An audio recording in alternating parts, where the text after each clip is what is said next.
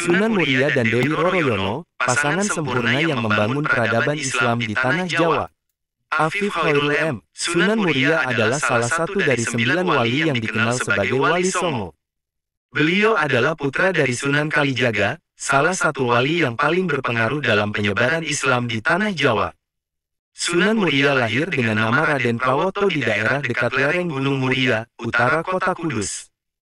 Beliau banyak belajar ilmu agama kepada ayahnya dan juga kepada Sunan Nerang, seorang ulama yang disegani karena ketinggian ilmunya. Dewi Roroyono adalah putri dari Sunan Nerang. Beliau adalah seorang wanita yang cantik rupawan dan berbudi luhur. Dewi Roroyono menjadi istri Sunan Muria setelah beliau berhasil menyelamatkannya dari penculikan oleh Pathakwara.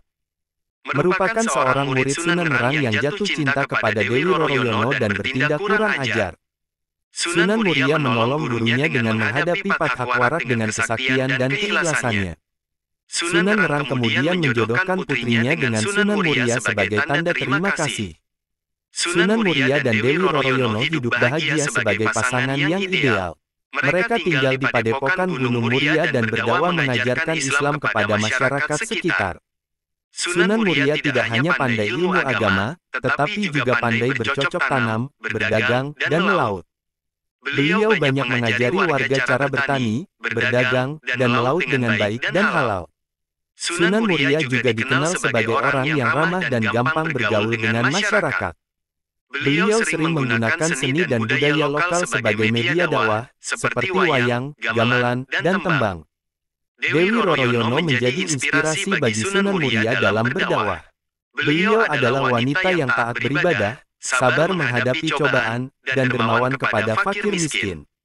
Dewi Roroyono juga membantu suaminya dalam mengurus padepokan dan mendidik anak-anak mereka. Mereka dikaruniai 5 orang anak, yaitu Raden Umar Said, Raden Muhammad Said, Raden Abdul Qadir Jailani, Nyai Ageng Bagelen, dan Nyai Ageng Kajoran. Sunan Muria dan Dewi Roroyono adalah contoh pasangan yang sempurna yang membangun peradaban Islam di Tanah Jawa.